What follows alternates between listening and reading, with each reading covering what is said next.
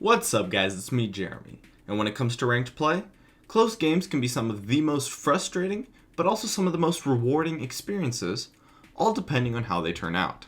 Let's get started. Now, the thing to understand about close games is that any significant advantage is absolutely huge. Even just one kill creates so much more pressure in the later phases of the game, since it's so much easier to capitalize on objectives, since at this point in the game, it takes just a few seconds for any team to take a major objective. Not to mention that a clean ace for either side would result in a push to kill the Nexus almost guaranteed, or at least multiple inhibitors. So what it all comes down to is finding that significant advantage. And the best way this is done is through creating picks. In close games, any sort of pick is absolutely huge, since it gives you that necessary significant advantage that can be easily used to push for major objectives. And the biggest tip I have for creating picks is that you want to execute them very quickly when the opportunity arises. Most chances for picks are very short, as players overextend just a little bit, then notice their poor positioning and back off. If you can capitalize on that small window by not hesitating, it's easy to make that pick happen. Flashing in is often a great way to create picks, since it's something that people don't really expect. And the distance you can cover when you flash in is just absurd. Just hit your crowd control and unload your burst onto the opponents. There's not much to it once you've seen the opportunity and taken it. And of course, be careful trying to pick tanky targets, since it does take a long time to kill them and can often result in an unwanted fight instead of a pick. Now the thing is that in close games, avoiding picks is just as important. Picks really are just the key when it comes to close games, as everything else is just kind of the same. Teamfights play out in a similar way, sieges play out in a similar way. One of the only differences in a close game is the value of a pick.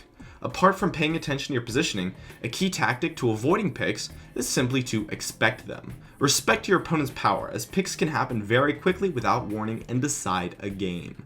So be ready for people to flash in onto you, and don't put yourself in a position where a pick is remotely possible without good reason.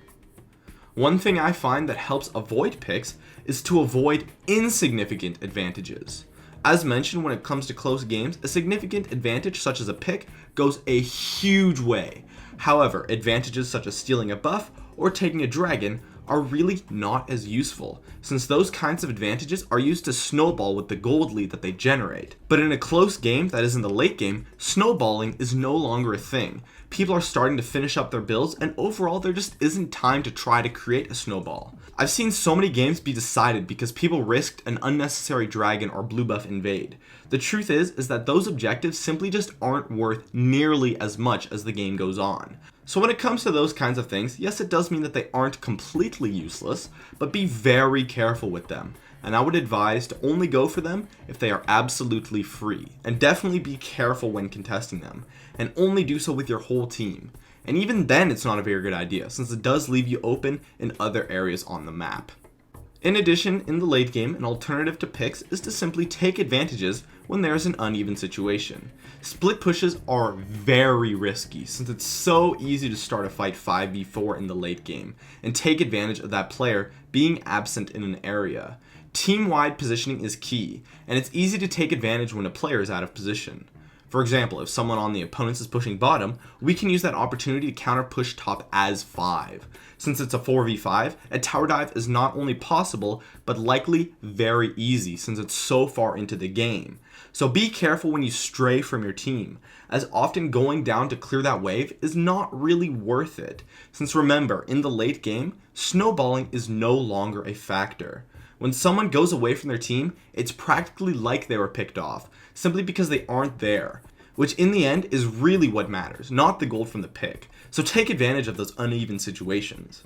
So once you've found a way to gain a man advantage, you want to use that advantage to gain other objectives, push towers as a group of 5, perhaps bait a Baron fight without starting it to start a 4v5 fight, or if your team is tanky enough, you can just force a push by tower diving. Use that advantage to make plays, since it will definitely be a lot easier and the advantage does not last forever.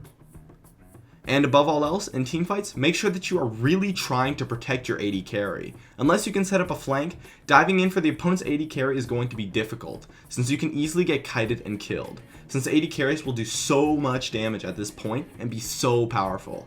Teamfights often come down simply to just whose tanks die first, as once your tanks are dead, the whole team is so vulnerable. So if you just kite for your carries, you should be able to kill the tanks fairly easily, and then you can just push on to the rest of the team. My name is Jeremy, and that's it for my video on how to win close games. If you enjoyed this video, feel free to check out some of my others on the screen right now. I'd love if you could support me with a like, and make sure to subscribe for some more awesome content in the future if you enjoyed this video. As always, thank you so much for watching, and I'll see you guys next time.